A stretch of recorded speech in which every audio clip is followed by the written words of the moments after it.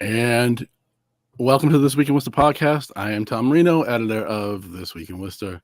I am here with John Keogh, who is executive producer of Manny J Media. Hey, John. What's up there, Tommy? Another fun-filled, packed episode of not controversial subjects, of course. I'm in the middle of sharing our feed to all the people, all in the lands, on all the channels. In all the lands, in all the channels. Trying to get you some some views, bro. You know what I mean? Trying to hook you up. What, you're not here? It's just me? First on the docket today is Let's get right into it, bro. the story the story that comes back every year at budget time. The Shotspotter. Shotspotter. If you are unaware, Shotspotter has two products. Its original product is a audio detection system for detecting gunshots in the community where it is deployed, and it also has what some people call a predictive policing program that takes data from the last 5 years and is a route deployment tool for the police department. Both have their own controversies. Compacting that controversy is a leak a couple months ago where the locations in many cities, including Worcester, of where these gunshot detection microphones are located has kind of reinvigorated said debate. Mm-hmm. What do you, as a, I don't know if you've taken any time with this topic, but what are your thoughts? Okay, so do we want to do Shotspotter in general to start? So That's the fun stuff, or predictive policing. Well, let's do them separately. So let's do gunshot detection first. Okay. So the way it's advertised is that they can detect 96% of the shot. 96% is accurate. However, if you look just literally on the on their own their press releases, and you actually go down, not what the police said at the meeting or not what they say at other meetings, they retract that, right? In the media. Then in the actual filings, the company filings, they can't say that because it's not accurate, right? So it doesn't. There's no such thing as anything that can detect 96% accurately, as we found out, in many different genres of different stuff. It's nothing works that good. So when a car backfires or someone, fireworks go off, it sets off, and they showed that only 17% of things were actual shots that they found casings or anything like that. That was national numbers, right? Those are not just the city of Worcester. And so if a tool is not that good as it's proposed when they're asking for the money for it, right away it's a red flag for me. Why are we paying this company, right? Why not some other company, right? Not even getting into the where they put it. I'm not even talking about that. I'm just focused on the actual supposed science of detecting sound with speakers. And as a guy who does sound and has done sound most of my life, I call bullshit. And I don't like to swear at all, but I call bull on the technology. It's bull, right? I'm not saying that they have never detected a shot. I'm not saying that. But I'm saying that the amount of money that it costs to detect the shot, which includes first the actual machinery, but then also the police officers that are deployed to the places where the shots are detected, is a nonsensical amount of money unless you can definitively prove that it has prevented some of the crime that we're trying to supposedly prevent. And so that's my issue. I feel like, again, tools like this make police less effective police officers. In my opinion, police have two purposes, and that is to serve and protect. Serve is this concept of going out and helping people, not just in the idea of catching criminals, but in helping the public, right? And then protecting is to try to prevent crime. But there are no police departments in the country that are involved in preventing crime in advance, right? To stop it before it happens. But this technology supposedly purports that that's what they're doing. And I don't know that I see that it is, because it's still reactive. It still happens after the supposed incident that took place. Now, there's plenty of gunshots in the city that take place, and I understand that, and I understand that in inner cities across the country there are gunshots. To me, there's a better way to deal with that than this, right? How about, I don't know, we stop the guns from coming into the inner city? Well, maybe, has anybody ever thought of that? And I'm not talking about the low level folks that buy the guns from the last person. I'm talking about the steady stream of weapons that enter into our cities and towns across the United States of America. Where do they come from? Why are not the investigative tools and income pointed there? Because they're really not. And I'm not, and this goes into a much bigger issue about the Second Amendment and the right to bear arms and all this other stuff. I'm not even talking about that. I just want to eliminate illegal guns. Let's just start with that. Let's just start with eliminating illegal guns. Like, can we start there before we get into speakers on telephone poles? Oh my goodness. Sorry, I dropped my Allen key that I was using as a fidget. You're muted.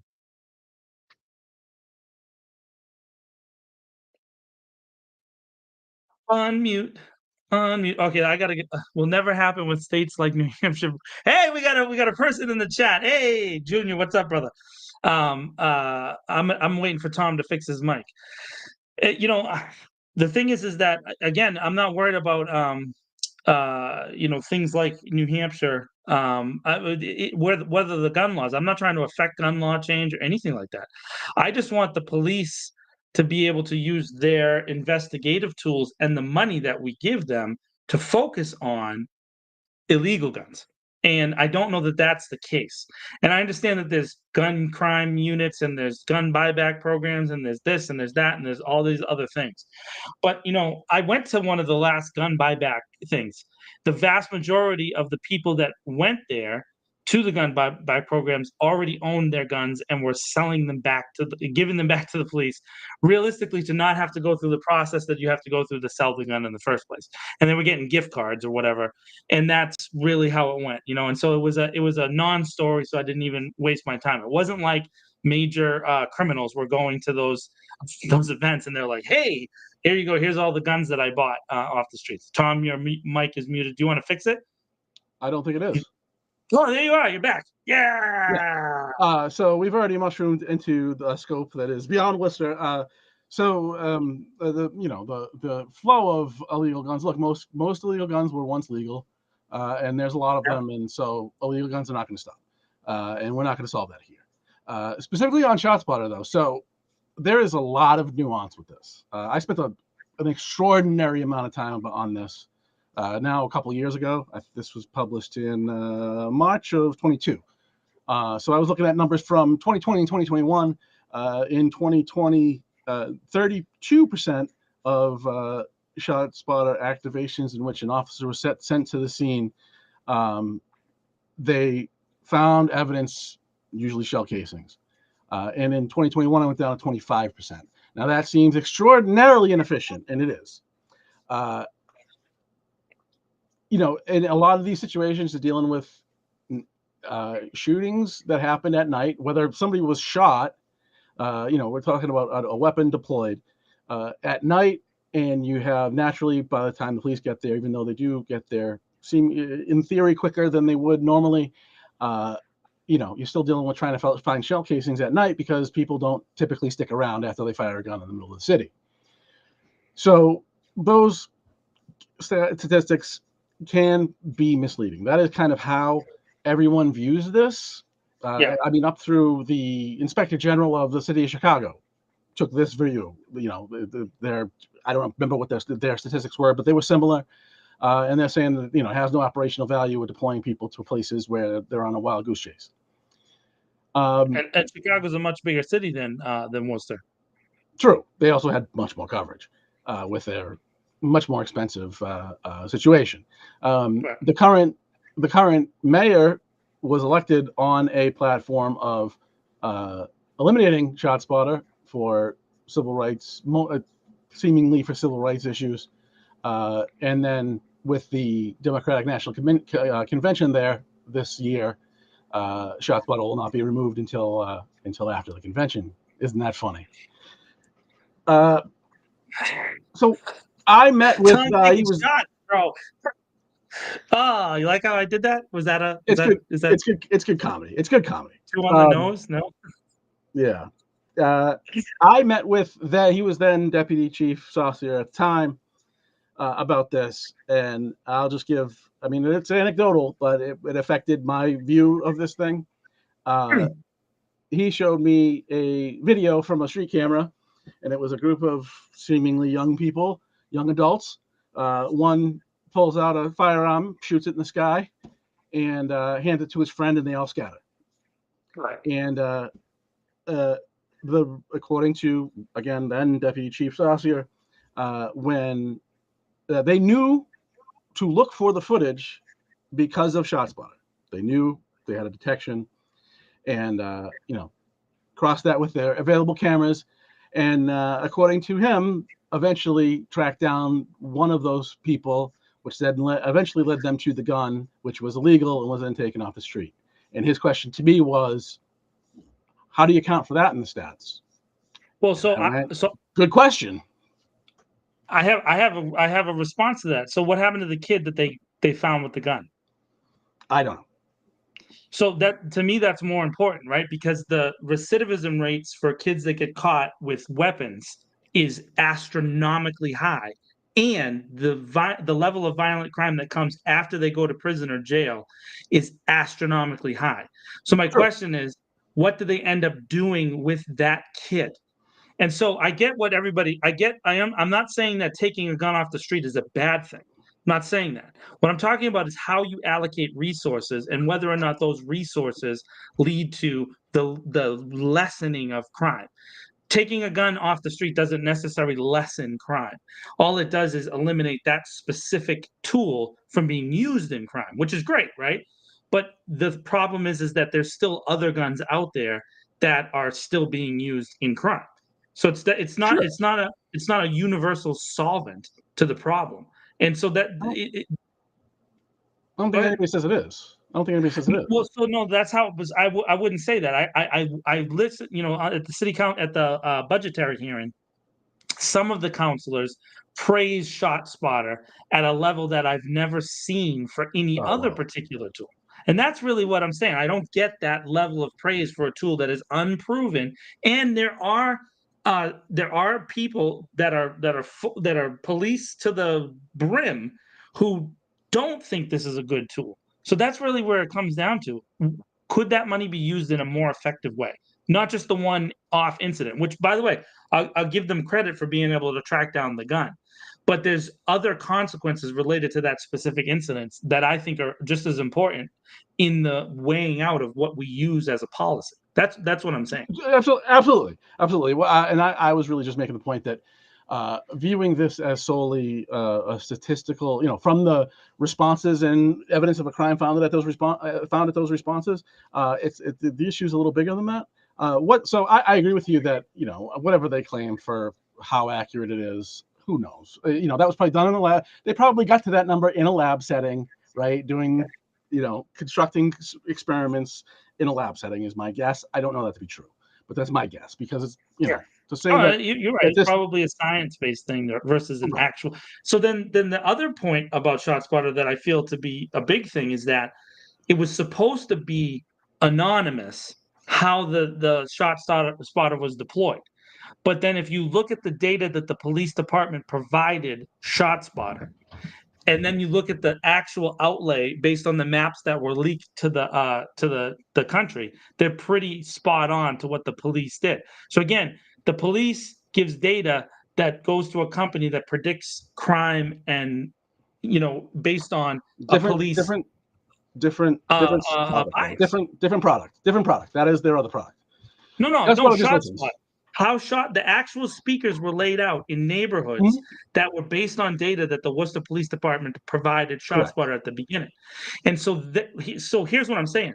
They laid out the speakers in specific neighborhoods, and then they catch the shots in those neighborhoods. Do you see what I'm saying? You're creating an environment where you're going to detect things because you already think things are happening there in the first place, based on whether you agree or not. Procedural bias at a minimum, if not other distinct biases, because it's not an objective view, it's a subjective view, right? So there's police officers who have collected the data who have subjective bias. We all have subjective bias, right? Every single one of us has that specific personal life story that has led to particular things.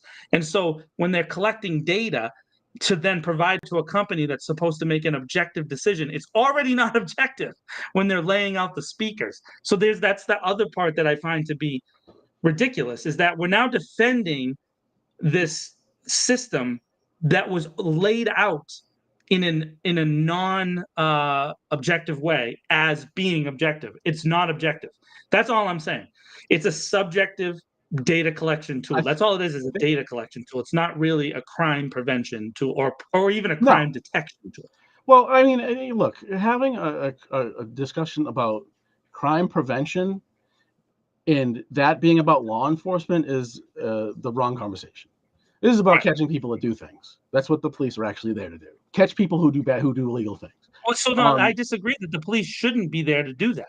That's what I mean. That's what I think what happens is, if the police are supposed to just catch criminals, then these are the kind of tools that you would give them.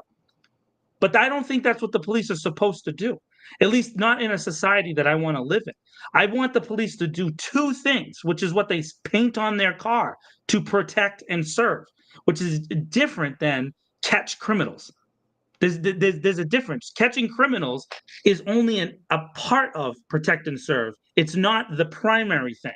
It should be something that is secondary, in my opinion, to the concept of protecting and serving. Does that make sense? Yeah, crime is not prevented by police. No, there's no data at all in the history of the world that crime has ever been prevented by the police. There's no data. Well, I mean, yeah, there are anecdotal examples of an officer being near something that happens, and that's why we have patrols, etc. But I mean, the officer didn't necessarily prevent the thing; he responded to the thing. Right, and that's what they're there to do. They are emergency response. So, what this thing does do extraordinarily well is location.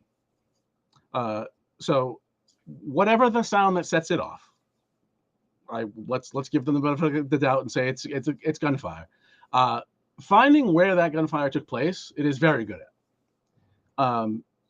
because of the way their sound engineering and where the things are placed within the areas that they're monitoring. It's very good at that. And again, what interim chief Saucier, then deputy chief, told me was, if you get somebody who reports hearing a gunshot, you're basically talking about, it could be depending on weather, the buildings around, location. There's a whole bunch of variables, of course, but that could be half a mile away in any direction, right? So when somebody calls and says, I heard a gunshot, what they're doing is sending a patrol officer to that person's house who called, not to the location of the gunfire, which could be virtually anywhere. And so that is, in their view, it's one of its very important features, is that finding where a gunshot happened rather than where it was reported is a big advantage, and can and has apparently led to locating wounded people rather than driving around aimlessly in a neighborhood where it was reported. I'm not making a cost benefit analysis here. I'm just telling you, what the positives of it are. So I've come around on this a little bit. I read a lot. The story was a while ago, but I did do a lot of research for it. Read the IG's report in Chicago when he won me. I was like, yeah, this thing's worthless. And then I talked to them and I hit the brakes a little bit. So I hear you. The cost I was $530. I think he said, if I remember correctly, I just watched it a few minutes ago before we started. I think it was $538,000 a year is what they're paying for these two systems.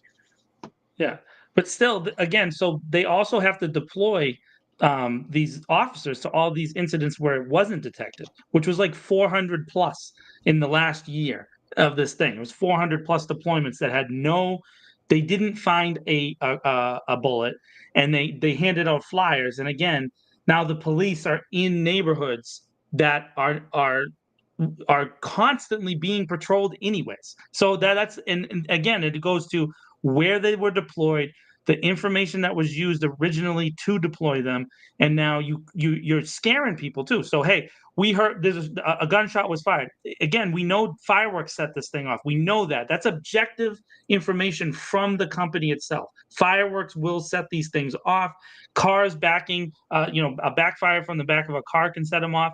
And so now you go to people's neighborhoods and say, hey, we think there was a gunshot fired off. Now, right off the bat, the stress level in those neighborhoods go up. It's a fact. And so, growing up in neighborhoods that were affected by crime, when someone thinks that gunshots are taking place, everybody's tension level goes up. So, and there's no way to detect, there's no way to really quantify what that does stress-wise to the people involved that could then lead to other things that aren't detected by this speaker-based system. That's what I'm trying to talk about. Is like it has effects that you cannot quantify because there's no way to data point that. If my stress level goes up on a Thursday because a police officer comes to the door, knocks on my door, and says, "Hey, we heard a gunshot in the neighborhood. We don't know where it is. Keep an eye out." Right? And then the dude across the hall thinks now I'm a snitch. And then he calls me out as a snitch 2 weeks later. I saw the police at your door. And then now it turns into a thing between me and him. That's not something that the Shotspotter technology can detect. It's something, it's an unintended, I'm not saying it was on purpose, it's an unintended negative consequence that we don't even know how big it is. And to me, to be a forward-thinking city, to be this idea that and I hear it all the time now, this constant talk about we're gonna look into the future, we're gonna be well managed. You have to think about unintended consequences, not just intended ones. And so the ShotSpotter in and of itself, I don't know if it's good or bad, unless I had real data, which real data would be, it'd have to be deployed everywhere, right? Like universally in every single neighborhood, on every tree and pole. Yeah, and that's not going to happen. Expensive. Yeah, that's never going to happen, right? So there's no way to truly understand the system without that kind of data. So then my personal bias is to pivot back to how did we get to that point, And then the second, the second thing, which I think this kind of connects to, is the predictive technology, predicting crime in certain neighborhoods. Oh, don't you know? It's the same neighborhoods that we are over policing anyways. Imagine that. That never happens.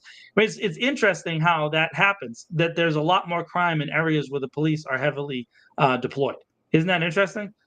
So the chief talked about this. The chief talked about this during the budget hearing as well. He had one positive thing to say about this. So I'm much more dubious about this than the other. I mean, just to finish on your last point, actually. Again, though, finding evidence that a gunshot took place and a gunshot taking place is two different things. And when you're looking for shell casings at night on a city street, that they don't find them isn't surprising. I'm not saying that is the whole error right here by any means. I'm saying that using these pure response statistics, I don't think tells the whole story, but we don't have better statistics, and that's why we're in this whole quandary here where we can't. It's very difficult to take an objective view of this thing based on data because there are intangibles here. I am much more skeptical of the other product.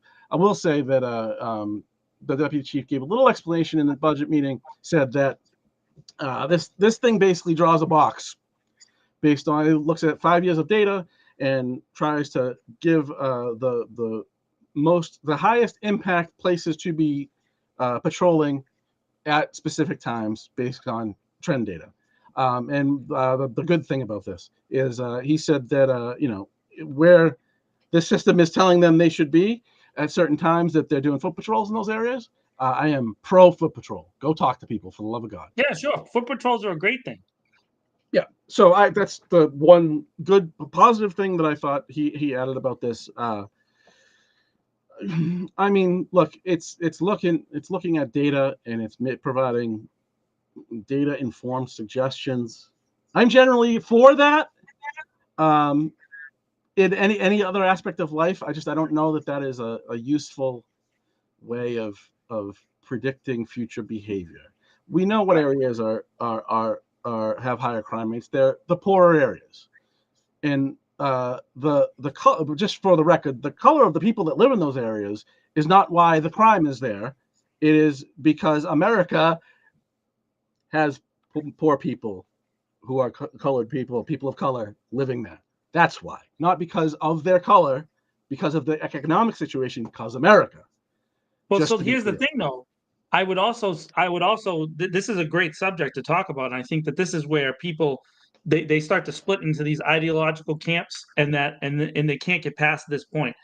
The thing is that the reason the crime is also higher is because they police those type of crimes at a higher level. They detect those kind of crimes at a higher level because they're looking for those kind of crimes. And when you look for something, you will find something. You will. When you're looking at an area, you're going to find things that are wrong. Because, by the way, there's one scientific point that is irrefutable, and that is that humans do bad things. We got that down, right? And in the United States of America, we just we have a bunch of laws. And so there's probably at some point somebody doing something that's breaking one of those laws somewhere. Right? And what happens with the police and the greater law enforcement community is that their focus is on certain areas.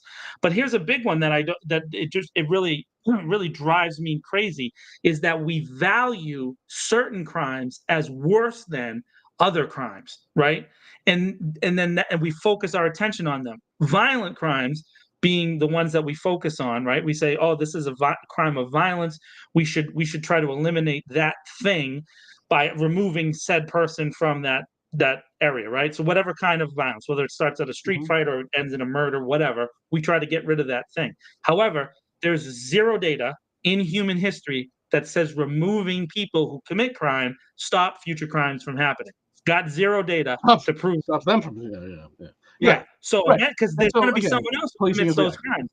What we do have data of is that when you invest into neighborhoods, into specific ethnic groups, into specific age groups, into specific economic status people, and you invest jobs, training, resources, programming, yada yada yada yada, we do see a reduction in crime in every human society throughout history. So that's the bigger overview. If you invest in areas, crime goes down. When you divest areas, crime goes where? Up. It's just a weird thing. Random fact that we have thousands of years of data for, and yet we're still like, you know what? The way we're going to do it is we're just going to go look at this group of people, regardless of the reason. But we're going to look at this. Maybe they have brown skin. Maybe they have black skin. Maybe they're just young kids. We're going to focus on them.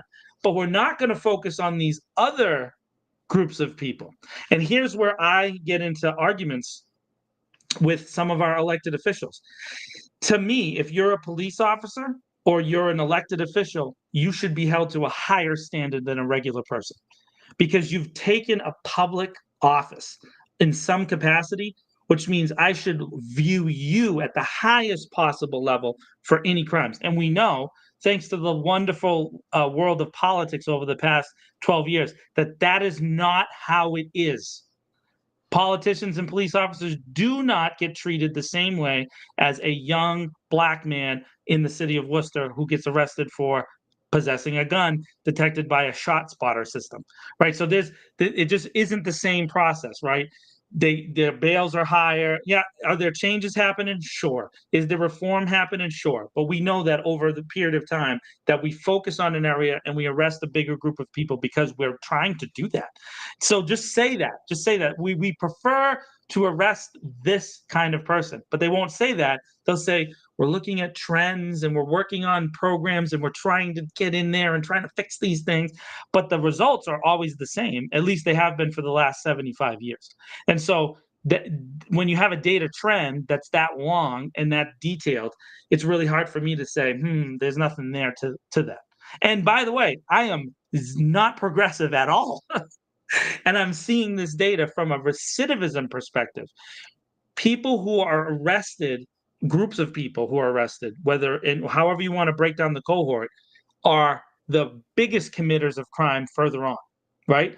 They commit more violent crimes. They commit more crimes of economic, all the different things. Because when you go to jail and prison in this state, just focused on Massachusetts, you come out worse than you were 90% of the time, which is why the recidivism rate, the real recidivism rate, which is that you're rearrested at some point after your release, is 90% in Massachusetts. Even they can fudge the statistics all they want, but the real number is 90%. And why is that? Because you're not prepared to re-enter society. So, and then that's the group of people that should have the most focus and the most investment in, but we actually don't invest that much in there. So this subject, it just aggravates me because it's really not a difficult thing to solve, but we have actively on both the Democratic and the Republican side in this state, no one can blame it on Republicans because they've been Democrats in power since 1959. We do not want to stop arresting young Black and brown men. That's a fact, and we prove it by our everyday policy. Yeah, I think that I don't think that anybody anywhere is going to respond to gunshots differently. Gunshots are bad in the middle of a city.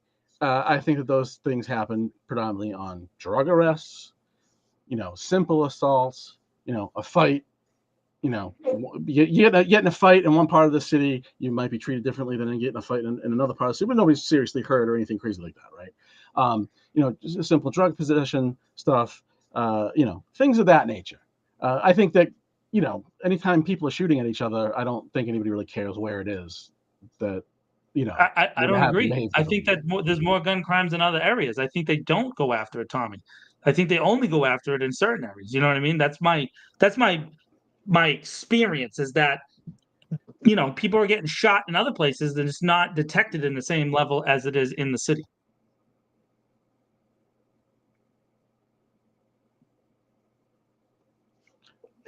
Here's a great example. There's more unsolved murders outside of a city area than there are in the city area. Why? Yeah, but there could be a million reasons for that. Resources, it could be a million. This is what I'm saying. Small towns have great resources for police officers. They have more police officers per person, yet they have a lower solve rate. They have a lower solve rate. I mean, Millville might have more police officers per capita than Worcester. They have one cop on, one or two cops on duty at a time because there's 12 people there. I mean, it's talking about scales of proportion are important.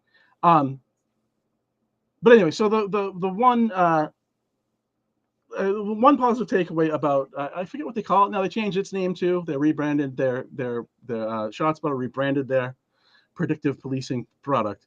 But I will say the one good takeaway is having foot patrols in those areas that it is saying that they should be in. Look, I'm not disagreeing that over policing is a fact. I don't think that just to use Worcester as an example, I don't think that gunshots on the west side are any less concerning to anybody than gunshots. How do they know about gunshots on the west side? They don't have a Shotspotter out there. Well, maybe somebody called. Maybe somebody saw it. How do we know if people are calling in that area if we don't have any data to prove that we actually know about those shots? This is what I'm talking about, Tom. There's no data. Up every day. Huh? You can look at the calls every day. So, but that doesn't mean so you're saying that you think that people in those areas call the police at the same level as people in downtown? Oh, I'm sure more. You think so? Look at the call Absolutely. logs. Absolutely. So I can tell. This is just anecdotal, right? I live on Irving Street. And I have had to call the police on Irving Street with a person who was shot in the parking lot across the street. I've had to do that. I made that phone call a few years ago. The police said, we don't have a unit to send you. Fist fights, fireworks, fires, breaking into cars all along that neighborhood. The police do not respond. And this is something that Deputy Chief Saucier and I have talked about in detail, that neighborhood is responded to when they feel like responding to it. It's not something that they always go to, except with the system. Then they have this response thing. In other neighborhoods, I believe, this is my personal opinion, that people don't call the police that much because they don't feel like they have to. They're not scared. Well, I mean, I didn't mean by pure volume. I mean, I would assume that in places where crime is less prevalent, when crime happens, people are more, concerned about it or respond more, expeditiously, more with more fervor, if you will, than in a place where crime's a little bit more common. And Tom, not to dig into you, but that's a socioeconomic bias, because you think that people that don't experience it will respond to it because it doesn't happen that often. And to me, I reject that. I reject that entire theory, and I can say that there's no data to prove or disprove it. So I can't even tell you that you're wrong or right because I don't have data to prove it, because there is no data to prove it.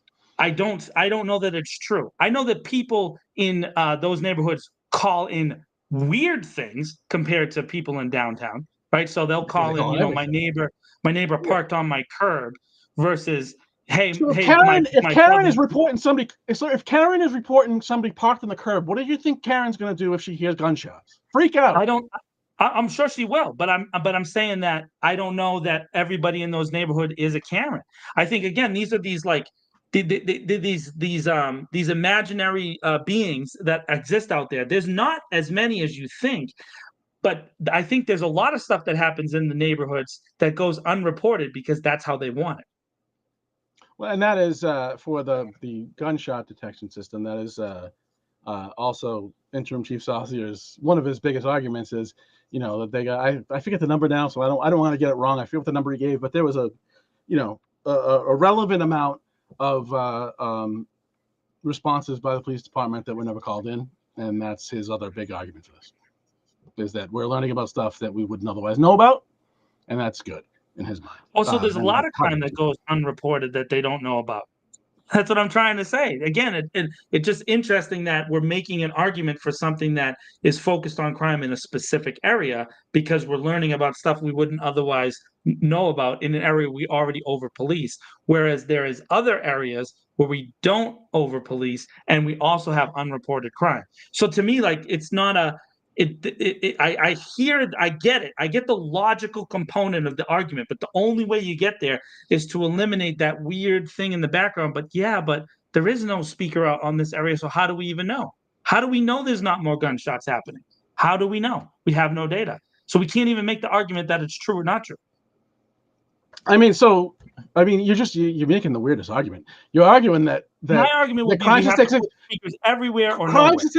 Crime statistics don't exist in your mind because there's unknowns. Yes. Crime statistics are inaccurate because we do not have complete data sets. And so they're all nonsensical, made up numbers because they're based on only specific data sets in certain areas at certain times with certain groups of people. There's no way to actually know how much crime is actually happening because we do not have universal policing. And we can't possibly have universal policing. It doesn't exist anywhere on Earth, and it never has, for us to be able to detect every single wrongdoing that every single person is doing at the same time. So what you're doing is you have partial statistics, not impartial data. It's partial. It's leaning in a specific direction. And the initial point is that they put those speakers in place in certain neighborhoods based on the police data at the time. So it was biased from the beginning. Put speakers, wrap them around Indian Lake, and then tell me, oh yes, downtown has a more prevalence of gunshots. But you can't really tell me that if you don't have speakers everywhere. You need to have them everywhere.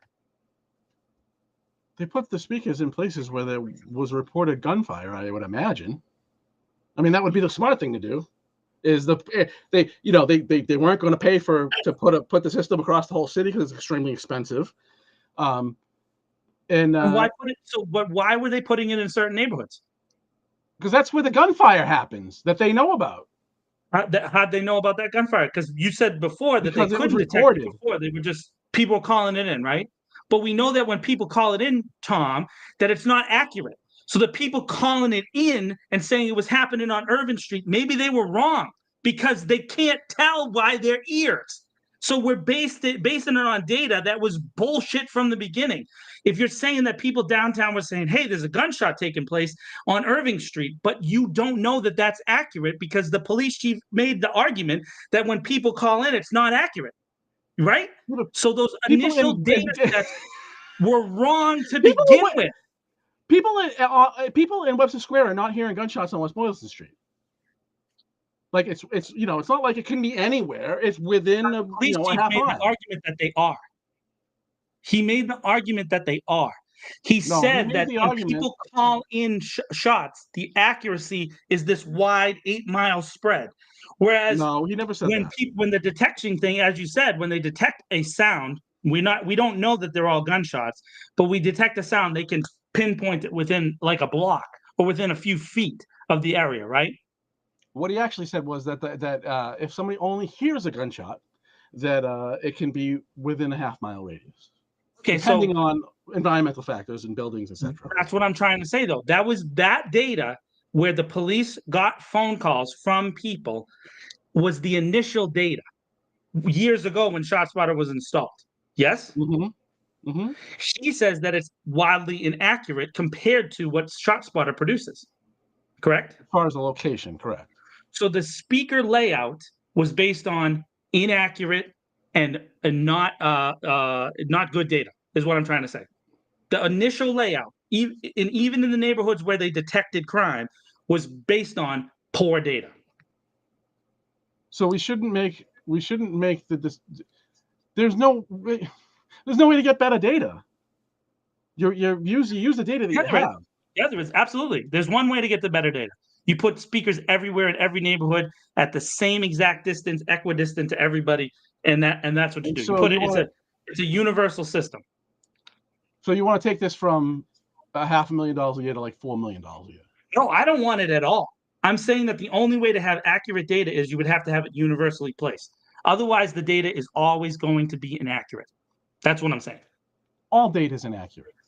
Yes, I agree. But they make policy decisions based on inaccurate data. And then they argue from the inaccurate data that the data that they now have is now more positive and proves that the system is in place. It's a circular argument that is based on nonsense. And that's what I'm trying to say. Data is irrelevant because it's all like, where are we going here? So no data can be used ever because it's not perfect. No, I'm not saying that no data can be used. I'm saying that the data that they use is wrong to begin with. The data they used to start this system was wrong from the beginning. And they know that, and yet now we're arguing, not you and I, but them in general, that the system is good based on data that it has produced, but it was based on bad data to begin with.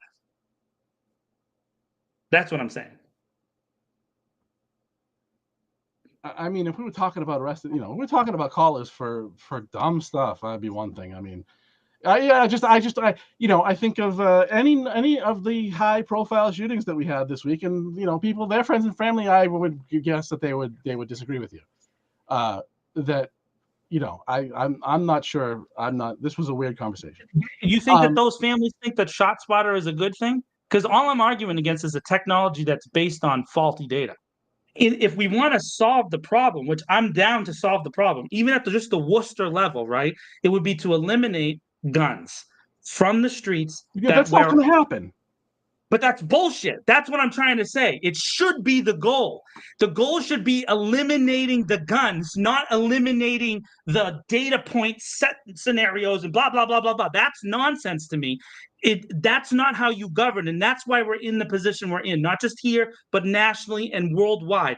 If you truly wanted to stop violence, you would stop the guns from being in kids' hands. And that's where the focus should be. Take the $500,000 and investigate which police officers are selling the guns. That's what I'm saying. And I have no problem with saying that. Investigate where the guns came from. Where are the guns coming from? Stop the guns. I'm not talking about taking away your Second Amendment rights to bear arms. If you want a gun in your house, go ahead and have a gun in your house. But the people who are bringing illegal guns to the streets and putting them in our kids' hands, take them down. Take them down. And take each and every one of them down. Huh? There are more guns in this country than people, and so the proliferation of illegal and most guns that are illegal were once legal. So that's not a problem. The Worcester Police put out a report, right, about the last gun buyback program, and do you know where the farthest originating gun was? New Jersey. It was New Jersey was the farthest point of an originating gun. So they because most of the time people don't scrape. It's not the movies. They're not scraping off serial numbers, right? They sell the gun. It falls out of the back of their trunk. Yada yada yada. It came from New Jersey, New York, New England. Almost all the guns are local guns. So I'm talking about local stuff. All politics is local. We can solve the problem locally because it is a local issue. It's not guns coming over the border from Mexico into the United States that are making their way up to here to New England. It's guns that are being sold by military personnel, gun store owners, and police officers illegally, or legal gun owners who had the guns and they became illegal guns. Old guns, not well-used guns, guns that were stolen, yada, yada, yada. Those are the things that I want to focus on. Take the guns off the street. Take the guns. You can do it. You can do it without having broad policy change by taking the resources you're wasting with this system that has found 17 real shots over, or 17% real shots over the last year data set, and get the guns off the street. You can do that. That is a legitimate thing that can be done. Arrest those people. Where are the guns coming from, Tom? That's my focus. The data arguments is, to me, is a distraction from the real issue, the real cause of the problem, which is a gun in a child's hand. Right. And I'm sure that, who in law enforcement doesn't wouldn't want an arms trafficking collar? None of them. Everyone would take it. I guess. Why aren't they happening then? That's a great thing. Great line. I would imagine they're Every hard. police officer wants to take the guns off the street. Why are they still on the street then? And why is this crime actually trending up, not trending down in this area? That's a very complex question. Oh, I don't think it's that complex, Tom. I think it's about resources and focus. We're focused on arresting kids, and we're not focused on arresting people selling guns. That's what we're not. This area of crime. So you think that there's do they have a meeting where we could go to and just arrest them all at once? No. There's no sense. So, like George Carlin proved a long time ago, you do not need a formal conspiracy where people are meeting in hoods to make a conspiracy take place. All you need is like interests. People who have like interests tend to do the same thing. So if you have a like interest, which is to keep certain neighborhoods safe, and other neighborhoods we don't care as much, then you focus in that area, and then policy follows from there. There's no. I'm not a conspiracy theorist. I don't believe that there's some secret society running around and doing. No, it was a joke. I'd imagine it's difficult to find people who don't want to be found. It's not that difficult. It's freaking 2024. It's really hard to hide. Nobody's Jason Bourne out here. Generally speaking, 95% of criminals are stupid. They make stupid decisions. So your position is that's arguing red. Those are red herrings, Tom. Those are like arguing from extremes. Let's find the guns. We can find the guns and track them down. Well, as soon as I get my magic wand, I'll track them down. Let's move on. You know what? You might do a better job than the police, because apparently they're not having major armed bust deals, right? I watched the last one. There was one last year. They had a big drug bust. They got a bunch of marijuana. They got some cocaine, and they got 4 guns. I remember that story. There was a story in This Week in Worcester about that case, right? Right? There was a story. And There one was in the the article building. right there. I saw that. You know what? that. There were 4 handguns. 2 of them were 25s. 2 of them were 25s. Right? We're not talking about the same story, but So, but the shot spotters detected machine gun traffic apparently in the air in the city of Worcester. So where are those guns? Where are we getting those? Because I'd like to know. they're probably Glock switches, more than likely, because it is very difficult to. get 'em. Someone who just jumps in right now is going to think that we don't like each other. Yeah, I just don't know what the hell you're talking about today, honestly.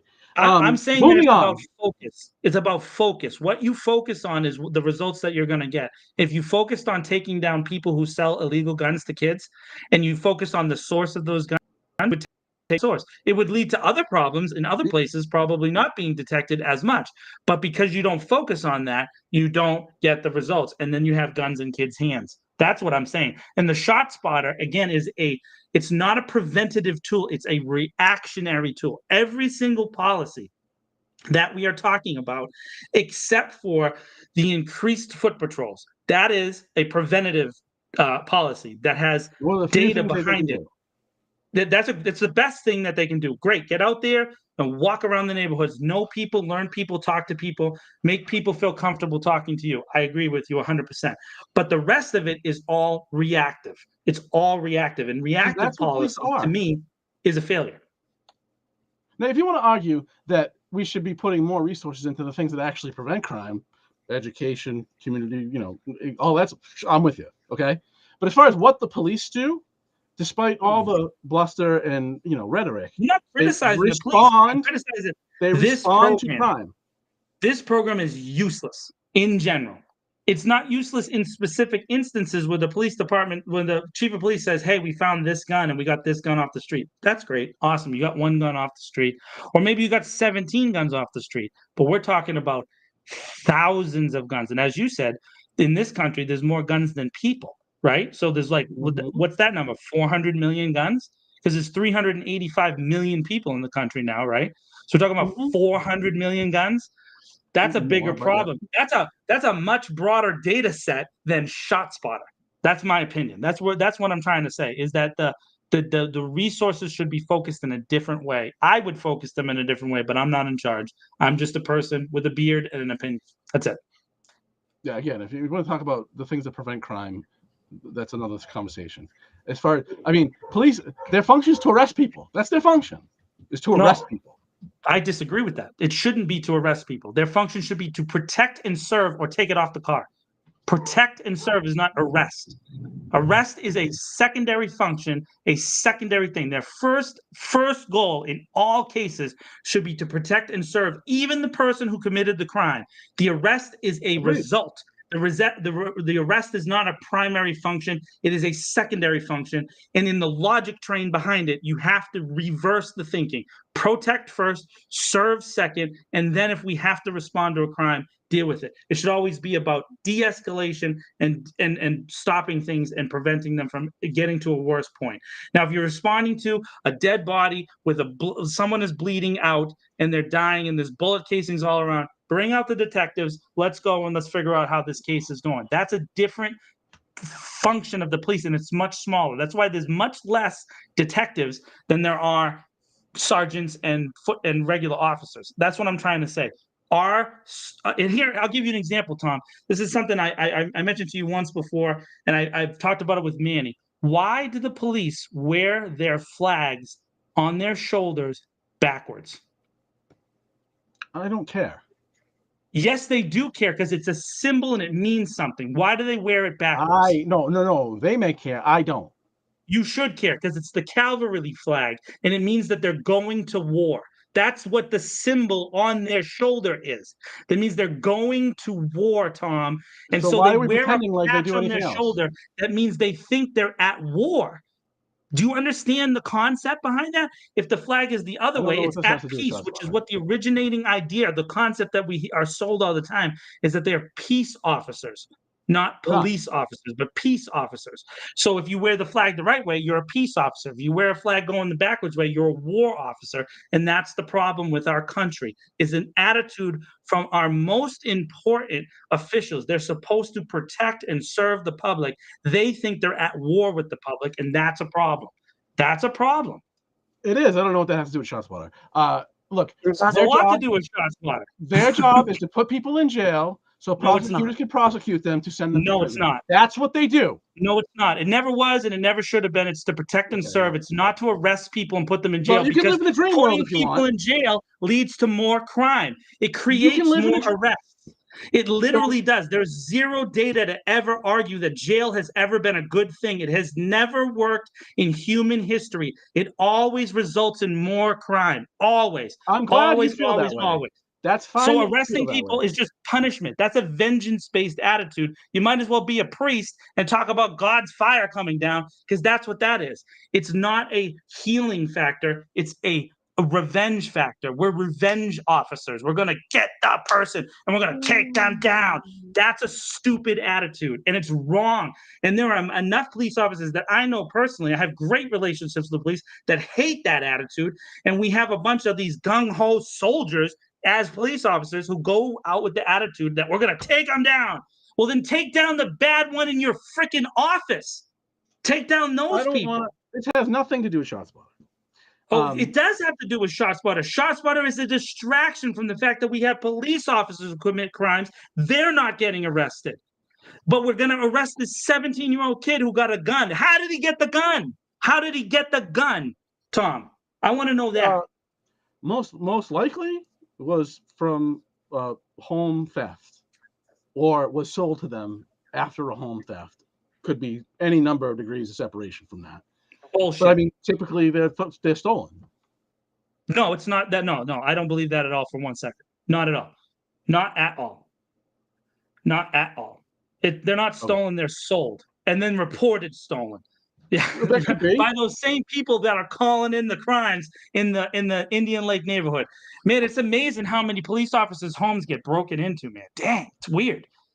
Weird, man. You would think that the police officer that is there to take down the criminals would be able to protect his own house, but his gun's getting stolen all the time. Why? How are guns stolen, Tom, in this state? What police officer do you know that has had their gun stolen? Do you know one? Can you name one? You're making things up right now, and it's really irritating me. You're just pulling shit out of the sky, and it's really irritating me. I'm not pulling anything out of the sky. I'm talking about real facts here. This is a real issue that people don't want to talk about. If you're saying that it's from theft, who are the people in this state, Massachusetts, most likely to have and possess a weapon legally? Legally. In this state, Massachusetts, it's one of the most difficult states to get a permit for a gun in the world. So who has those guns? Who has the guns in this state? Where you live. The vast majority of gun possessors in this state legally are police officers and former and current military personnel. Wholesale false. Then prove it. No, prove that. It's not wholesale false. I know what I'm talking about. The number one cohort for gun ownership in Massachusetts is police officers, current and former military officers. That is an absolute fact. And their immediate family, Tom. Those are the number one possessors of guns in this state. You can look it up on mass.gov. It is a fact. That is the number one cohort. That comes from their own statistics. This state is very difficult to get gun possession, to have it in your home. And if you do have it in your home, it has to be secured in a lockbox and it's inspected on a regular basis, Tom. So how are they getting stolen all the time? How are they getting stolen all the time? So there's this vast majority. Why aren't the home thefts being investigated, Tom? Why aren't people getting arrested for breaking into houses all the time around here? Because the guns can be from anywhere. You just talked about a gun that was found that originated in New Jersey. What are you talking about? Okay, but that's fine. It was originated in New Jersey. That was the farthest point for the Worcester gun buyback. The farthest point was New Jersey. But almost all of them were How is that a sample that's relevant? It's a major sample because almost all of the guns were from Massachusetts. There was only one extraneous gun. The rest of them from New England. And so what I'm saying is, all these guns were stolen in New England. It's hard to get a gun in New England. It's hard. It's hard. Really Even with an outlier like New Hampshire, it's difficult to get a gun in New England. It's very difficult. It's really not. It's highly dependent. In Massachusetts, it's highly dependent on where you live. If you live in Boston, it's tough. If you live in Worcester, it's tough because the chief of police makes those decisions. If you live in a suburb, it's usually not very hard as long as you don't have a record. You might not get a license to carry right away. You'll get an FID the first year, and then you go back for a license to carry. Every you know what? When it comes to this kind of stuff, every argument points away from the fact that the major possessors of weapons in our country are police and military personnel. They're really because we not. want to defend them. And I'm not saying that they're bad people. What I'm saying is, you said that they're generated by theft. Where are the thefts happening? Gun stores? Illegal guns Yeah. are generally, largely, were once legal. Right. So where You are they may have a stolen point. from?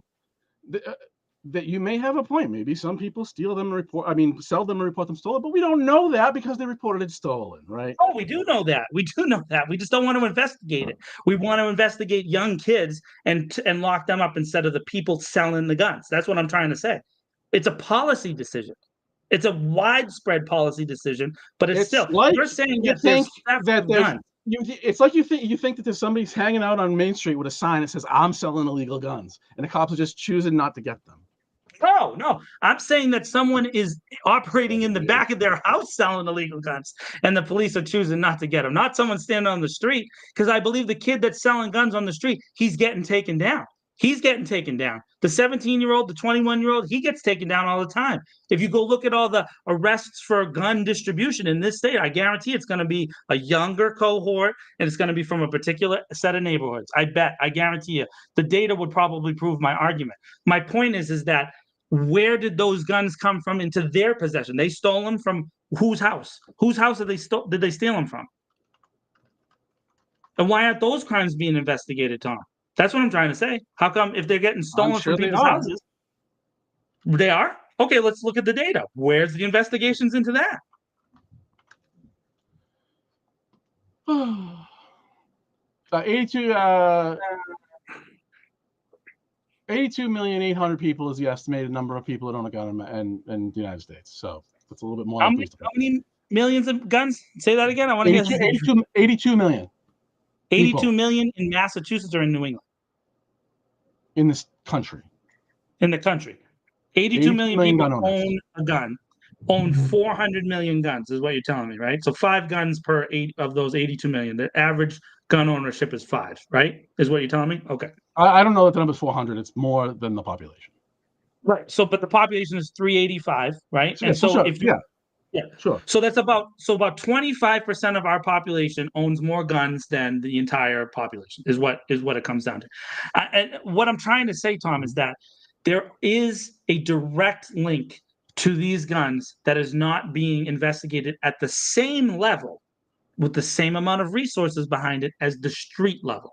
The street level is where most guns are repossessed by the police, right? Whether it's through gun buyback programs, which, by the way, I'm all for. Buy them all back, get them all back. All the guns you can, get them off the streets, as many as you can.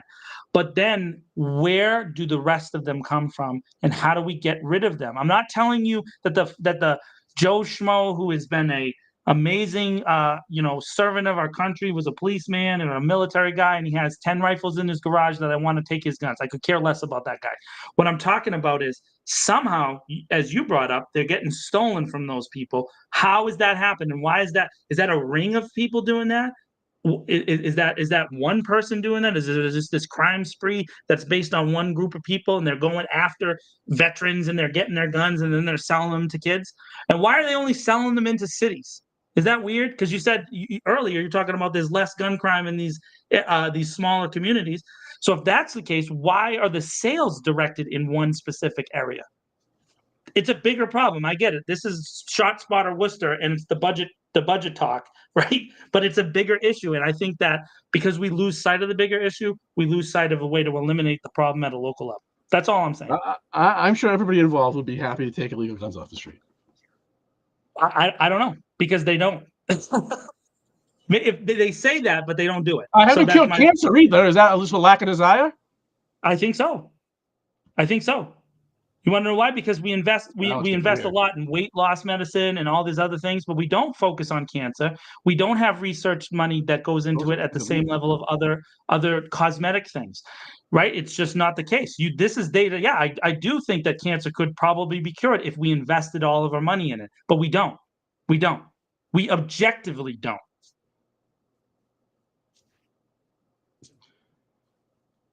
That was the most infuriating conversation I've had in a long time. Do you still love Like, me though? just like rabid speculation and pulling stuff out of the sky. No, I'm not. I'm basing it. What? See, this is the problem. You haven't done the research in this area. I'm telling you facts, and if you want, we can go back and we can go into it, and I will show you the facts, Tom. Facts, facts, facts, facts. In fact, almost everything that I'm saying comes from the Bureau of Criminal Justice Statistics, which is one of the best resources anybody can ever go on because it's a pretty objective bureau that just collects data and puts it into spreadsheets. And you can go and look at it all you want. It's manipulated all the time by companies like Shotspotter, for sure. 100%. They manipulate that data to make their product be more valuable to local police departments. But if you go and look at the actual numbers, the raw, real data, you will find that everything that I'm saying is based on fact, not speculation. I don't make up shit. I'm telling you the real truth. And it's because of this attitude. I'm telling you, Tom, right? Like your bias is, you've shown it in this conversation. You think that people in these outlying districts call crime in more, man. You do. You really think that, which is crazy because it's just not true. It's just not true, not by volume or by scale. And of course, I can't disprove your argument because I don't have the data because they didn't hang the speakers in Indian Lake or Holden or Sutton or any of those places because they don't want to do that there. They did it in the downtown areas of Worcester. That's what they did because they were focused on specific neighborhoods before the technology came along. And I will never let that go, ever, ever, ever. That's a fact that they cannot refute. I've had this argument with Paul, and I had it with Steve before him. They did it on purpose, and they targeted an area. They over-policed from the beginning. And no one, no Republican, no Democrat, no progressive can ever get away from the fact that that's what we base our policies on. And if you don't see that, it's because of some bias that you can't get past. And that's not my problem, but it is based on fact. It is based on fact. Most guns, you were right, started off as legal guns in the possession of someone who had the right to get that gun, a non-criminal, right? A non-criminal, not a criminal. How did they get from the non-criminal to the criminal is my focus. And we can target that, and we could fix that. It is a fixable issue. We also don't always know because once you deface a serial number, you're talking about a ballistic test. That's very rare in today's day and age. It's very difficult with new weapons to deface the serial numbers because they're usually on the inside of the barrel or behind the piston. It's not something that is on the outside of the gun like it used to be back in the day when we had revolvers and we're talking about, I don't even know, gumshoe mysteries that the serial number is on the edge. Serial numbers is actually a late thing too. It's not a technology that's been in existence for a long period of time.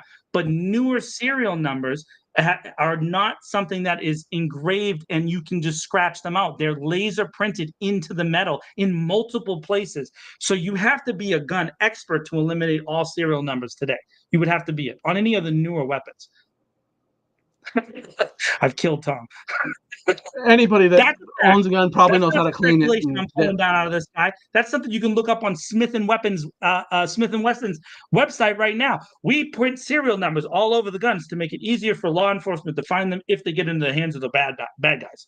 That's what they say. That's part of their presentation. We're the safest gun makers ever. That's what they say now, Tom. They do say that. That's how they act. Anybody that knows how to clean a gun can access any serial number. If you know how to clean a gun, you can access. If you clean the gun, you can get the serial number. What are you saying? If you know how to take a gun apart, you can get to. I mean, where are they putting it? Any of those locations, you can get to it. So here's a question. If you can't get to it, how many people know how to take a gun apart, Tom? Anyone that's ever owned one. No.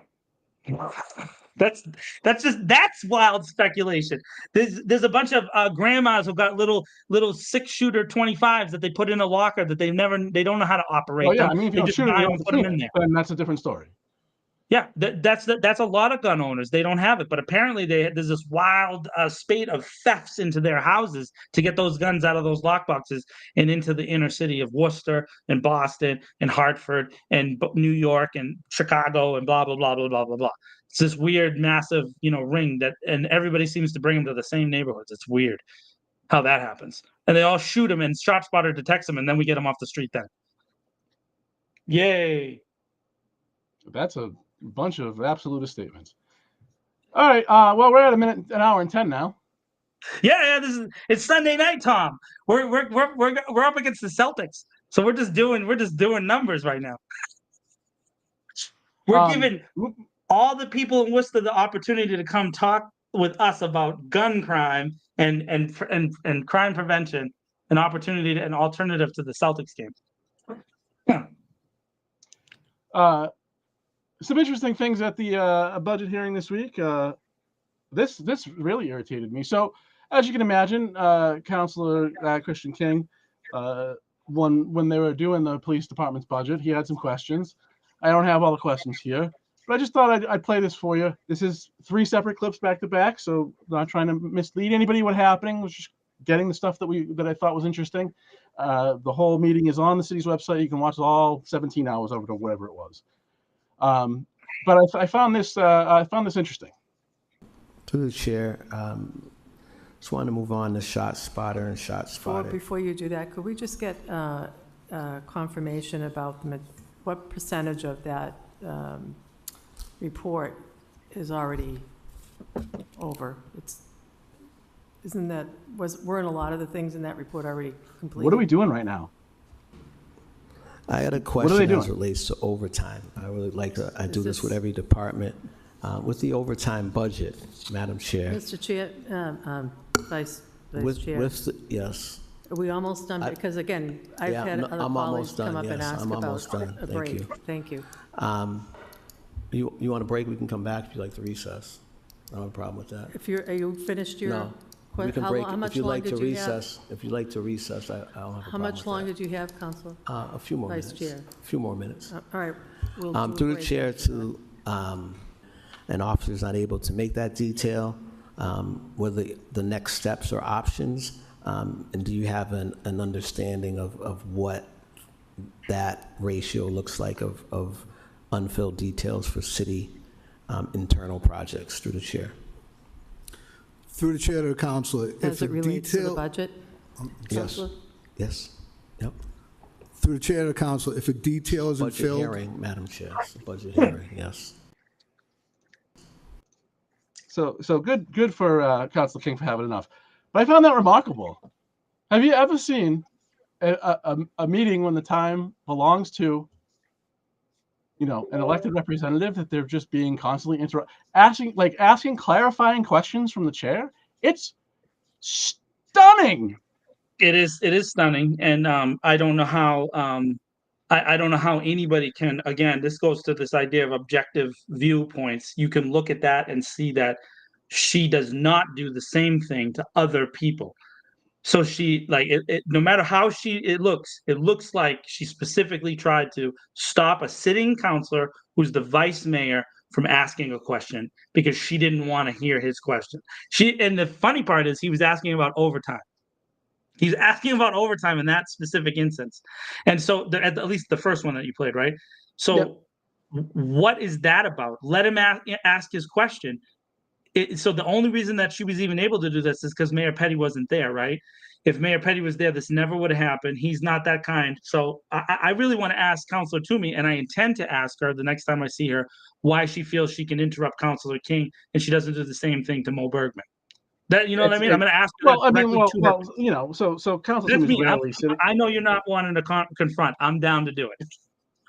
It's rare that Councilor Toomey is acting as chair. Of course, the mayor is typically the chair. He wasn't there for this portion of this meeting, and Councilor King. So Councilor King was chairing the meeting and stepped down, as is appropriate. You step off the chair from the chair's position to ask questions and act as in your capacity as a councilor. The mayor does that when he's there and he wants to ask questions or make comments. He always steps down, and the vice chair takes his spot. So I just found that not only wholly disrespectful, but just, it's stunning. Like, you're just interrupting a guy in the middle of his time. It's regardless of who's you might want to agree with one person or not like King or not like Toomey. That's irrelevant right now with your personal feelings about it. What we just heard is not a thing you do. He's an elected person who's asking questions in a budget hearing. Only one of the 4 or 5 reasons they can have a hearing.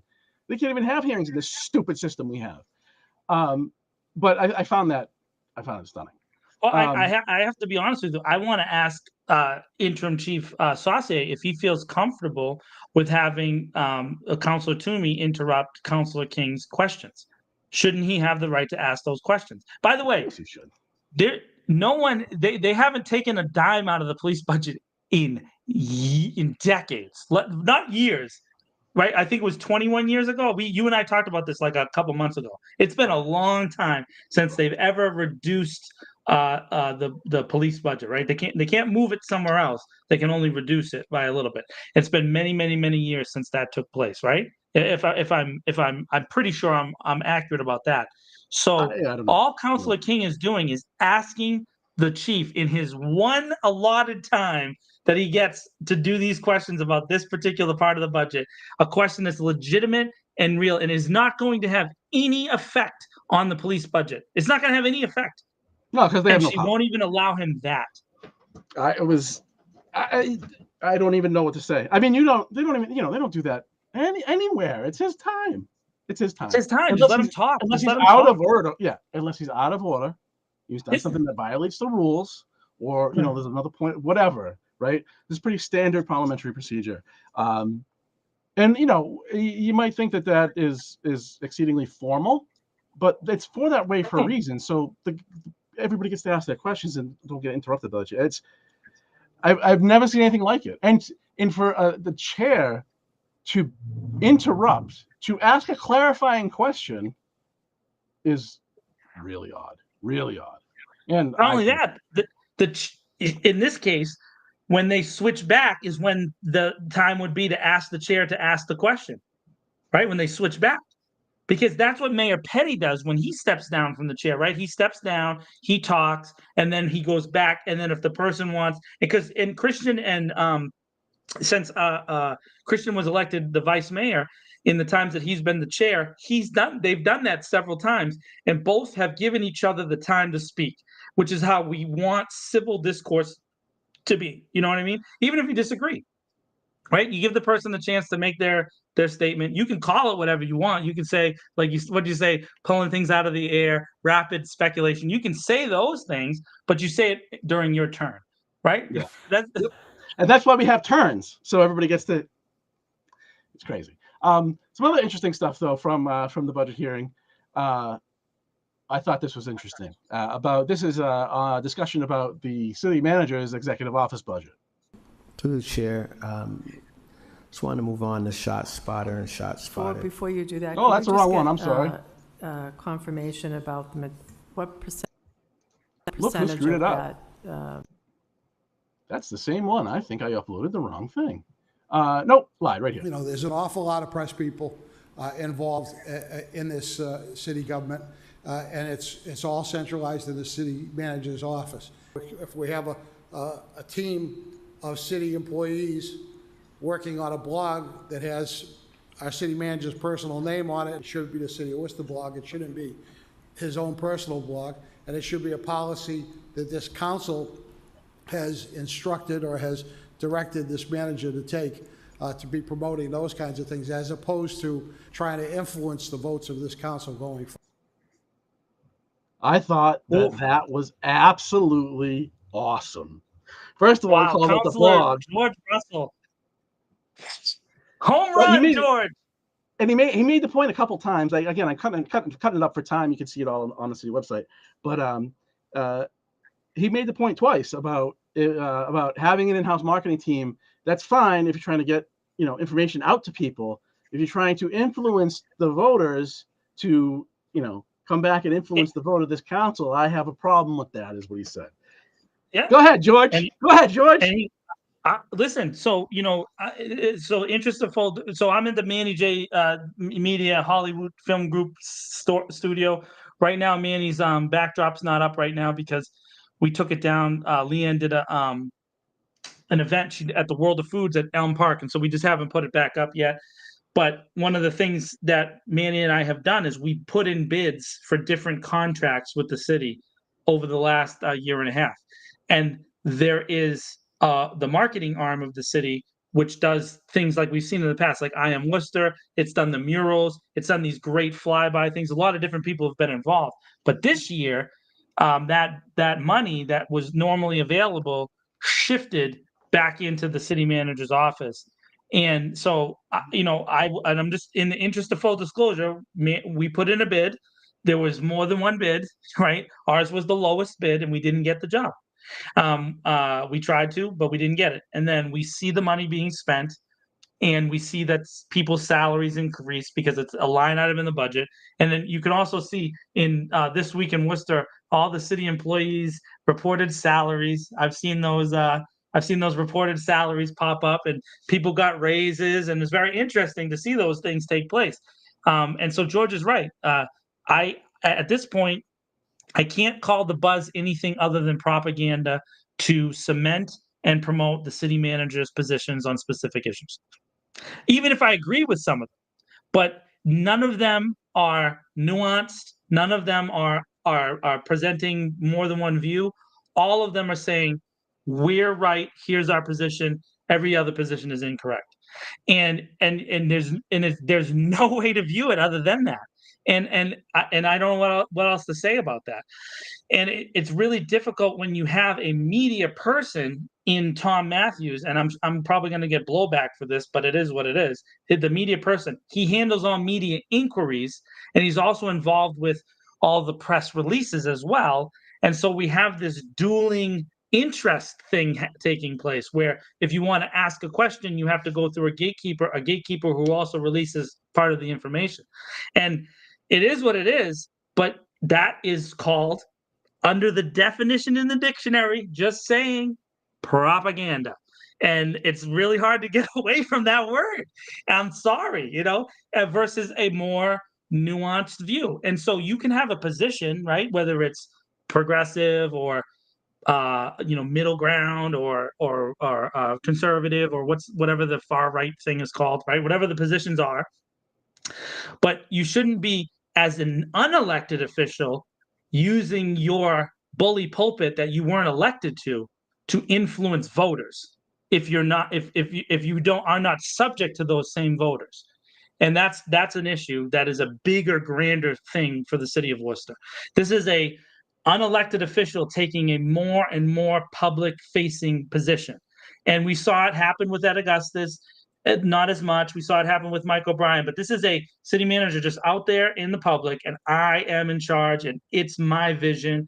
It's very, very, very weird, and I don't know how to view it other than that. And so, and I did disclose that Manny and I did bid for that, that media contract. We tried to get it because we thought that it would be more objective if we did it as an outside organization, and then the results speak for themselves.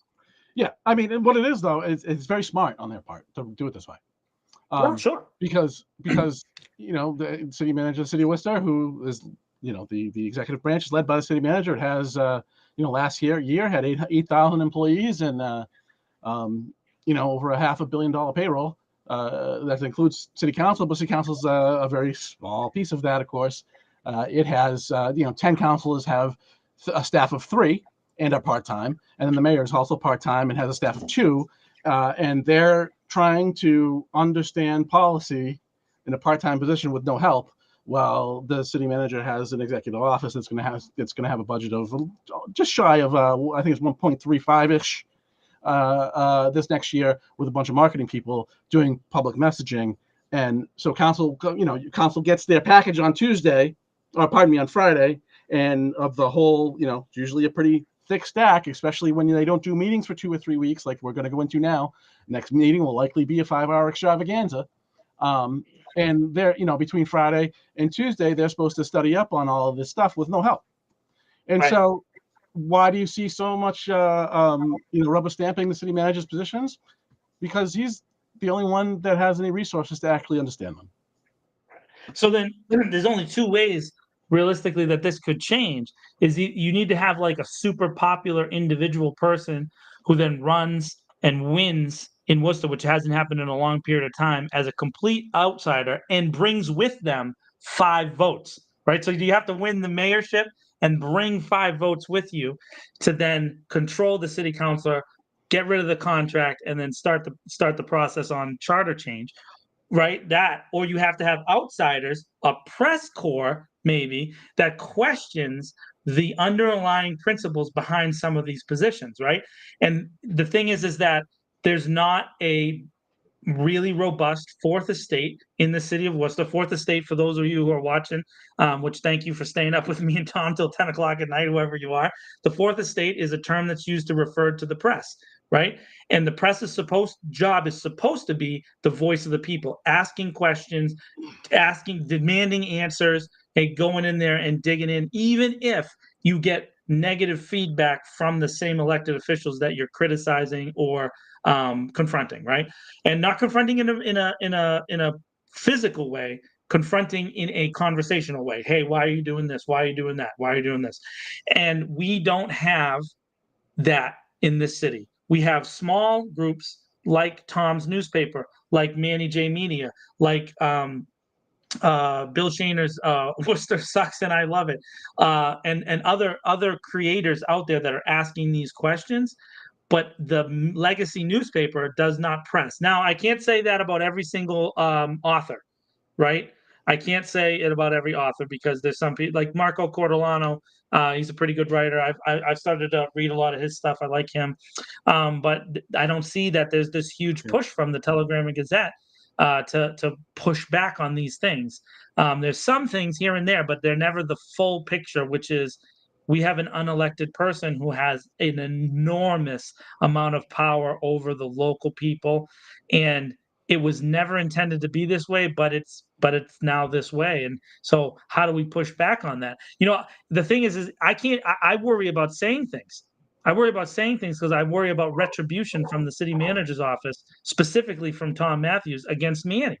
I've talked about it openly. I'm at this point, I don't know what else to say other than if he takes that out on Manny, I have to then point out that the reason he did that was was retaliation because I asked a question. Even if he doesn't like the question, or even if I say something mean, right? You shouldn't be threatened, but there's like a hinged threat that kind of hangs over anybody with access. Like you could lose access. You could lose access if you ask a tough question, right? And that's not fair. It's happened to you, Tom. There's been times when you've been working on a story and you've tried to get some information and the person won't give it to you. And then when you meet with them one-on-one, they realize that that's not what you're trying to do. You're not trying to hurt anybody. And then you've developed relationships, right? But there's this wall of like, I don't want to tell anybody anything. Can't do it. Can't see Tom Marino. No. It's too much, man. It's too much. It shouldn't be happening in modern day. Yeah, so I know Tom a little bit from before he was there. Was good to me then when he was at the Railers. Nice guy, all that. But yeah, I get no access. I'm still waiting on a response from October for a meeting request from the city manager. And that's a real interesting jump from the Worcester Railers, the ice hockey team, to city government. I don't need more speculation out of you. Next clip. Is there any money in this budget for any improved security for this building? Mr. Manager? Through the chair to the council, currently right now there's not. We are in the midst. We have met. I've met one-on-one with a Department of Homeland Security consultant.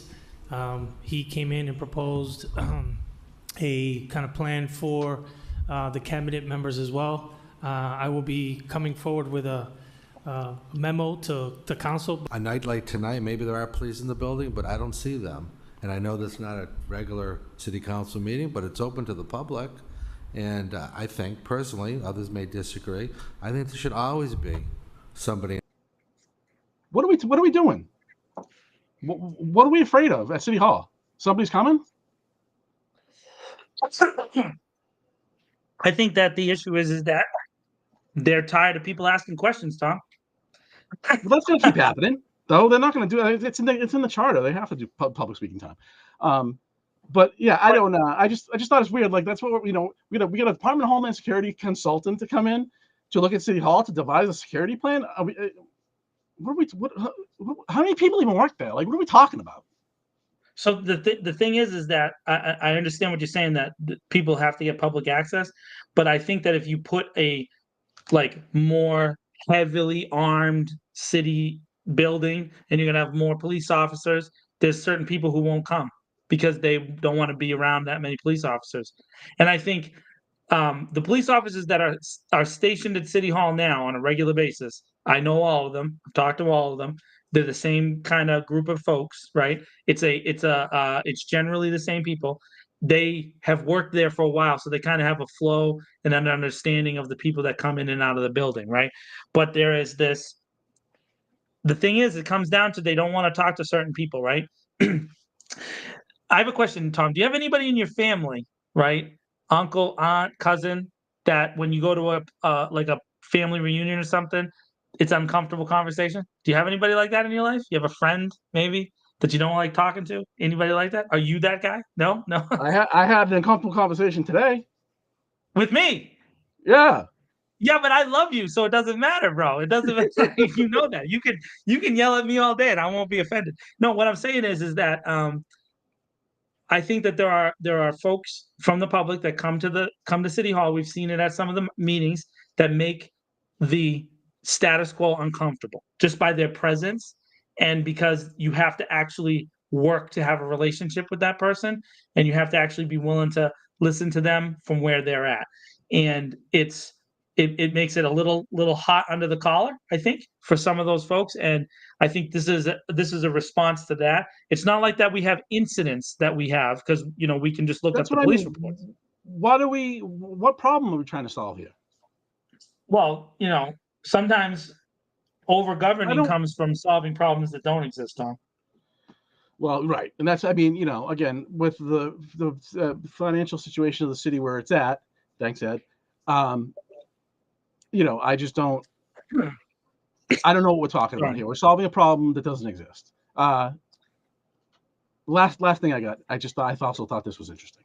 The one thing that I hope is when we do the raises and encourage people to stay, that we give a lot of deference to people living in the city. But I do recall under the previous administration when somebody would be hired and they weren't going to be required to live in the city, we'd get a memo with an explanation why the person was hired and why they're not being required to live in the city. So I hope if some of the folks that are getting the hefty raises and others along the way that come into the city family make a decision not to live in Worcester, there'll be more information shared with us as to why. Because I personally think, when people get salaried from the city of Worcester, the preference should be to try to live in the city. I know there's exceptions, and again, I'm not challenging on what those exceptions might be. I would just hope that if there are important positions filled and the people that fill those positions don't live in the city, there'll be some information to us as to why that. So I found that interesting on a couple levels. I'm for that. Paying people, $500 million payroll, and you're paying it to. I've asked for some data on this, and I'm waiting for it. It's a complicated piece of data set to ask for because there's a lot of privacy concerns. But in general, I have a informed speculation that about half of that at the low end is paid to people that don't live in the city. So you're paying money to people who are paying property tax in other municipalities, and that's not on them. That's on the city, because you can't attract those people to live here and retain those people living here. And the reason is to answer most questions. Although I actually agree with most comments in general. I find it interesting that the last administration would provide an explanation why they hired somebody who didn't live in the city, and that seems to have stopped. Thought that was interesting. But the answer to most question is because we're not educating a workforce that even the city needs. Never mind an employer. That's why there aren't any. Right. And also, I don't know that the city does a really great job of explaining or talking about the positions that are open in the city. They do have a website, and they do have a Twitter account, and they do have a Facebook account, but people don't consume media the way they did in the past. And so the way that you have to do this is you have to have almost a wall-to-wall piece of information. And it seems like they're okay with someone who would apply from outside the city that might have more access, or maybe their feed happens to pop up the title. But also, and this is an informed opinion, there's several newer employees that I have met that were recruited from outside of the city, and so there's also recruiting taking place at schools, at colleges, at companies, and where that's a policy that has existed, for a little bit now.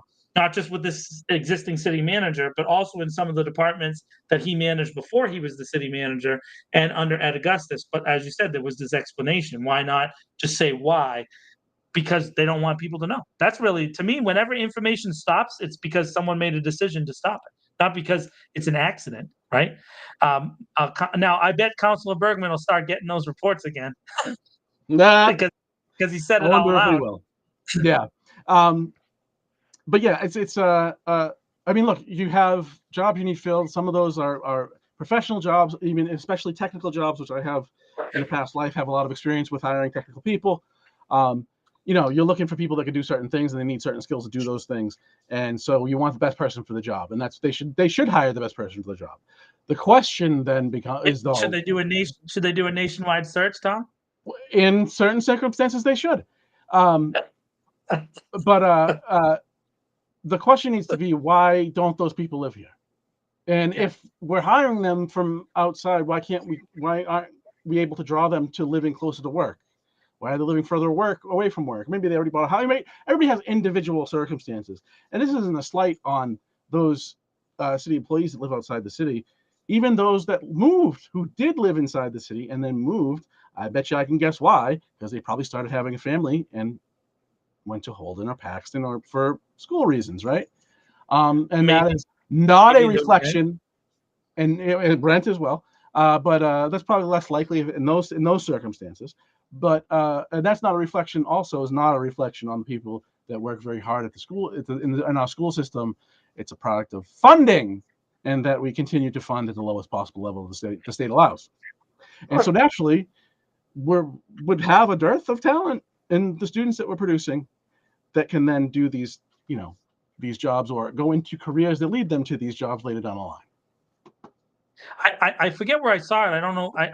I'm probably not going to give the credit to the right person, but it may have been Maria who's watching right now. Someone had brought up the point this week why teachers are not getting hired in the high school levels here and staying, but they're taking jobs in the colleges. And if you just do a quick search on Indeed, you can figure out why. The average teacher salary in Worcester is $53,000. That's something that just came out in the report. That's all the teachers in the city, right? The average college professor's salary in the city, just in the colleges in Worcester, is $106,000, which is literally double, right? And you could just pop on Indeed and find that out. And so if you just graduated from Clark, right, as a grad student, and you take your teaching certificate, and you have two jobs available to you. One's working at South High as an English teacher, and one's working as an adjunct in the English department at Clark, and one's going to pay you $50,000 more a year. Which job are you more likely to take? I mean, it's really not that hard of a point, right?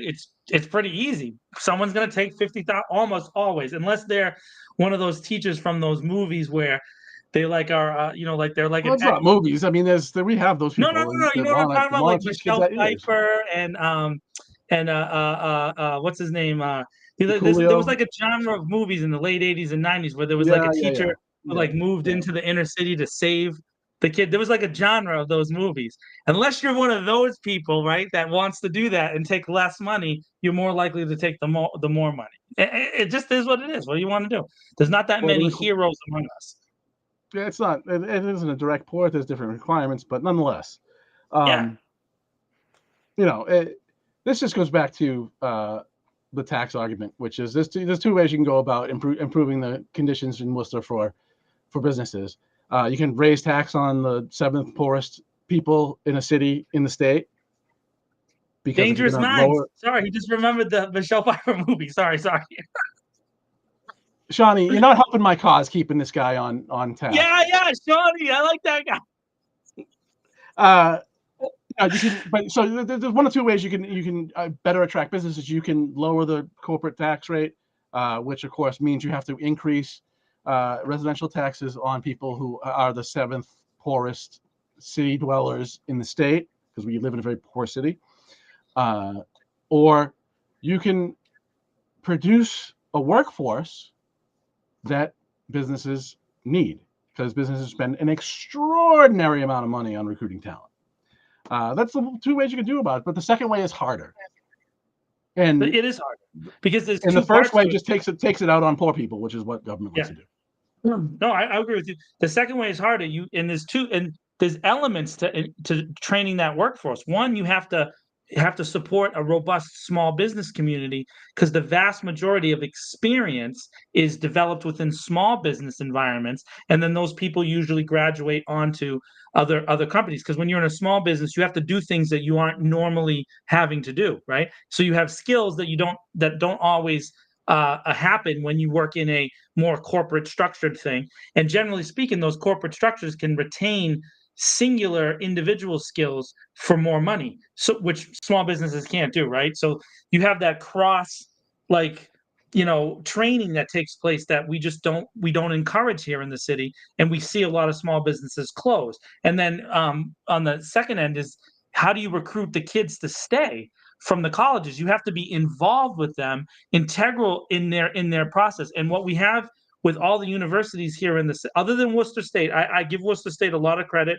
They have a great faculty and administration there that likes to involve their kids in a lot of things. But I went to Clark, and Clark is a zone that's just closed off to everybody. It's just Clark and Clark only, and there's not a lot of integration. Now, we've been lucky that there's been some Clark grads who have made their way into the city, including me. I'll take credit for that. But you like that. You like that a lot, Tom.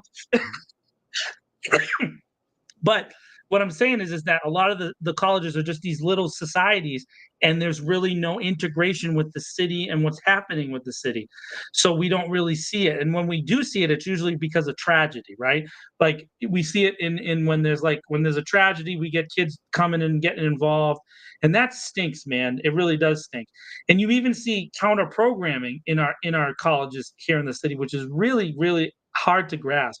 But you see, like, an event like World of Foods, which took place at Elm Park, and you see Clark scheduled a specific day kind of up against that, which is really weird, right? So now Clark students can't come down there, or WPI students can't come over, or whatever. You want to encourage the students to get involved with what's happening in the city already, because then maybe they want to stay. And how do you do that? It has to be a policy decision and an intention from the city administration, which I don't know that it is. Right. And I mean, I'm sure that I'm not sure. I would suspect that the current superintendent would love to implement a whole range of different programs, but she is busy trying to figure out how to cut $22 million and let 3 bad actors on the school committee give her a bunch of grief about it. Something that's wholly not her fault. The revenge tour. It's like the Hillary Clinton's revenge tour on the Worcester School Committee, if you want to watch that. Like after she lost, she went on a nationwide revenge tour, giving interviews about how bad everybody but her is. That's what it's like on school committee right now. So yeah, that was the clips I had from budget talks. I thought that was some interesting stuff. I don't want to talk anymore because we're at 1:43. Yeah, we went long tonight because it's Sunday night, but like you said, we're offering counter programming to the Celtics, right? We're doing big numbers here on This Week in Worcester podcast on a Sunday night. I got 2 quick things. So whoever's watching and listening, up at the Worcester Academy Performing Arts Center on Friday, Saturday, and Sunday coming up, there is the continuing run by Studio Theatre Worcester of the play Proofs by David Auburn. And out of the, I have to be full disclosure, I was the director of the film version of this play yesterday. My company, Hollywood Film Group, and Wormtown Productions came together to make a film version of that. But I want to tell you that it's amazing, and you should really check it out. It's one of those things happening in the city that people don't really know about, because it's really hard to break through the kind of walls of legacy stuff with only social media as an avenue. It's really difficult to kind of get on to the radio and the television, because a lot of that stuff is pre-programmed from regional areas, right? So go check it out. Worcester, StudioTheatreWorcester.com and Studio Theatre Worcester on all the different programs. You can go find tickets. They're only $25. The second thing is that last Thursday, Manny and I combined forces to do the ADU panel by Brian Carmody. Brian Carmody, he owns a local consulting company called the Profit Finders. and he hired us to broadcast a live stream about ADUs being accessory dwelling units, and the new law that was new. It's not law. I'm saying it wrong. It's the new.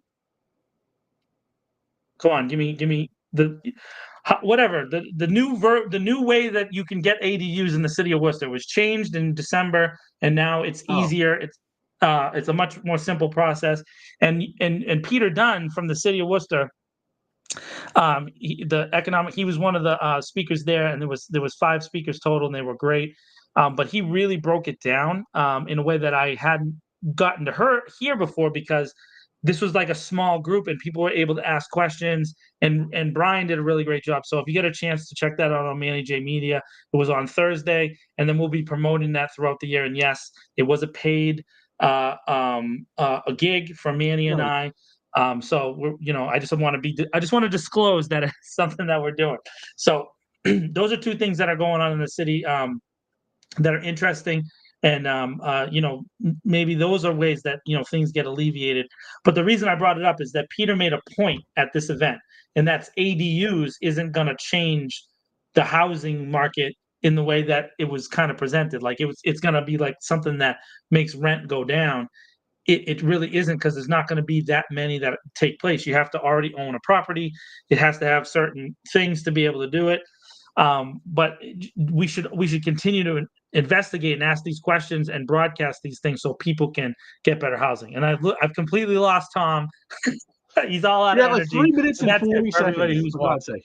I just want to acknowledge Shawnee's second quality comment. First was Dangerous Minds. Shawnee. He said that QCC seems like it should be able to offer pass to that kind of workforce training without breaking students' backs with that. So a couple of things there. But QCC should be really a bridge to completing a 4-year school. The debt thing is ridiculous. These are the people that go to college and especially get graduate degrees after that are the most productive people and pay the most taxes in our economy. We should be encouraging that, not, as you said, dumping a bunch of debt on people to go be productive in our economy and still have no money. It's idiotic. But I am all for education and workforce training. So I think the kids should go to trade school if they want. They should also get some general education, as you'd get in any other. What was that? Post-secondary? No, post high school. Any sort of college education. So. I'm with you in general, but just want to say something about the debt thing, because that's the dumbest thing we do in this country. Oh, no, I agree with you 100% about the debt thing. So, when I graduated from Clark, I had to finish at night, right? Because, in the nature of being an adult, you got to work and go to school. So it was difficult to do. And each class that I took, remember, I'm a night student, so the classes are longer, but they're less classes. Right. And they're at night. Okay. So often a 3-hour class would be shortened because the teacher already had 5 classes in that day, and, they're exhausted, whatever. And that was the nature of that kind of class. I had a difficult program, but it's not as hard as going to school during the day.